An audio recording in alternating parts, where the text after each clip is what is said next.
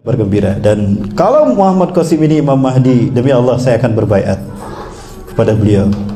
Ya, seperti apa Muhammad Qasim? Merahmati Allah.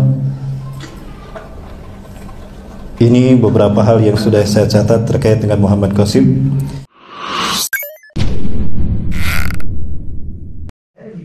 Oke, halo, balik lagi bersama saya. Hari ini saya mau reaction lagi sebuah video yang menggegerkan ya. Ini kayaknya udah beberapa tahun lalu, mungkin 2020 atau 2019 sudah viral mungkin, tapi sekarang bakal kita ulas lagi.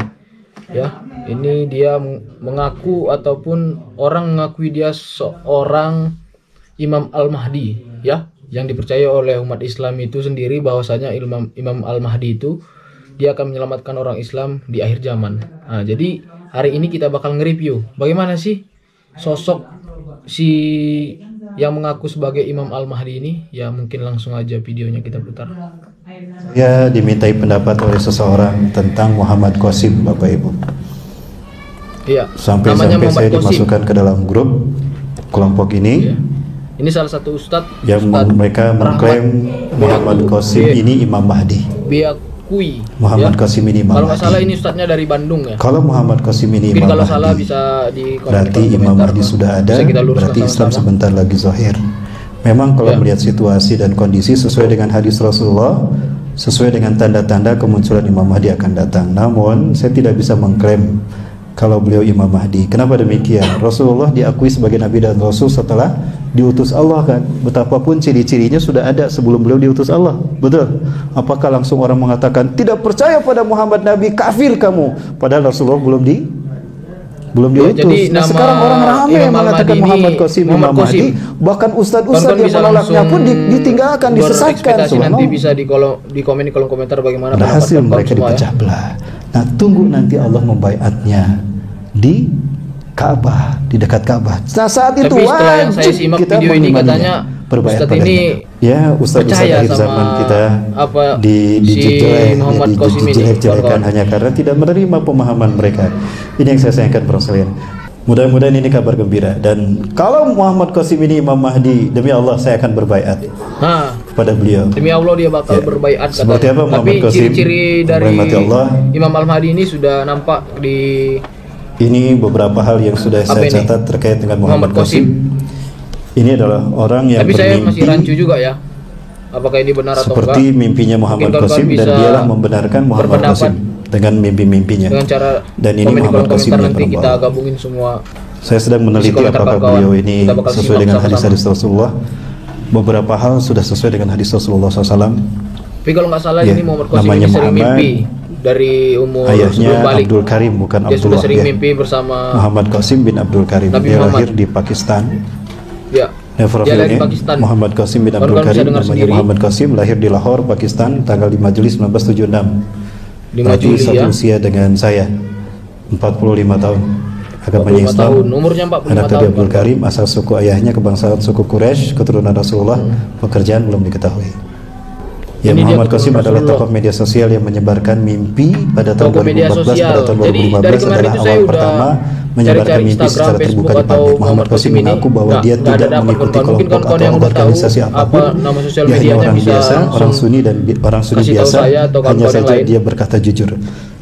Muhammad Qasim mendapatkan mimpi ilahi di mana Allah SWT dan Nabi Muhammad ada di dalam mimpinya. Allah lebih dari 500 kali, bahkan 800 kali Allah berfirman kepadanya dalam mimpi. 800 kali Allah berkata-kata kepada beliau di dalam mimpinya, langsung berkata-kata kepada beliau. Tapi beliau mengklaim saya tidak melihat Allah, hanya suara Allah yang didengar. Dan bagaimana suara Allah dahsyat, luar biasa. Itu kata beliau. Ya, katanya dia mengaku mendengar suara Allah. Muhammad Qasim mengaku berjumpa dengan Allah Subhanahu wa taala dari balik tabir cahaya sebanyak kurang lebih 500 kali, dan mimpi berjumpa dengan Nabi Muhammad SAW sebanyak kurang lebih 300 kali. Ya, ini Muhammad Qasim. Kemudian file berikutnya. Pertama kali Muhammad Qasim mendapatkan mimpi ilahi di mana Allah Subhanahu wa taala dan Nabi Muhammad SAW ada di dalam mimpinya sejak berusia 12 tahun 1988. Tapi ada di YouTube saya yang datang secara bersamaan pada umur ke-17 tahun 1993. Allah Ta'ala dan Nabi Muhammad SAW mulai rutin datang ke dalam mimpinya pada tahun 2007, 31 tahun.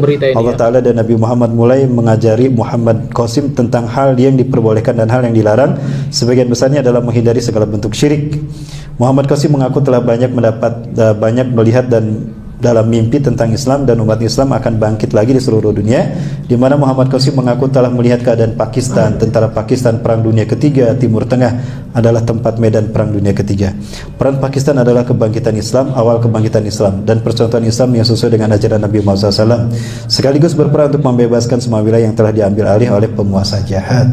Ya Bapak Ibu, ada banyak hal ini tapi waktunya tidak cukup ini ya kalau saya gambarkan semua. Indonesia, Malaysia dan negara Timur Tengah lainnya akan ikut berperan dalam membebaskan wilayah yang hilang dengan cara bergabung dengan bersama Pakistan. Tapi dengan India, USA, kawan-kawan Amerika Serikat, Israel dan Rusia memiliki peran dalam Perang Dunia Ketiga sebagai musuh Islam. Dan umat Islam memenangkan pertempuran di Perang Dunia Ketiga sehingga Islam dan kedamaian tersebar seluruh dunia. Muhammad Qasim telah mengaku melihat dalam mimpinya bahwa Al-Masih Dajjal muncul dan menghancurkan kedamaian. Kemudian turunlah Nabi Isa AS untuk mengalahkan Dajjal dan pasukannya. Setelah itu keluarlah Ya'juj dan Ma'juj.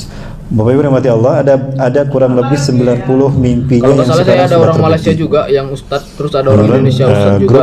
Gaza, setelah saya searching di YouTube itu, gerakan akhir zaman yang mereka siap berbaiat kepada Muhammad Qasim sebagai Imam bahkan Mahdi. Tentang corona juga yang akan terjadi. Di antara pengikutnya di seluruh Indonesia dan Asia Malaysia dan di Bandung ada pengikutnya dan dia pernah hadir di kajian saya. Meramalkan Sementara itu para sekalian nomor Allah mimpi dari Muhammad Qasim terkait dengan Muhammad Qasim, apakah beliau Imam Mahdi? Saya tidak tahu.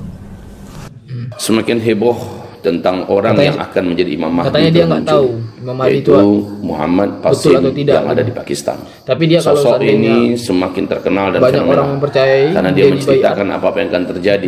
Sebagian yang mirip dengan hadis Nabi SAW, tapi sebagian yang lain benar-benar tidak ada dalam hadis dan bahkan ada yang bertolak belakang dengan hadis Nabi SAW. Melihat daripada ciri fisiknya sesuai yang digambarkan oleh Rasulullah SAW, saya memperhatikan tidak ada kemiripan dalam banyak hal. Allah menyembunyikannya dari penjahat-penjahat yang mengincar kemunculannya untuk dibunuh. Allah menyembunyikannya dari penjahat-penjahat yang mengetahui bahwa dialah yang akan bisa mengembalikan keadaan dunia ini ke tangan Islam. Bagaimana dengan klaim kelompok atau orang-orang yang mengaku-ngaku bahwa Al-Mahdi itu adalah Muhammad Qasim ini nanti?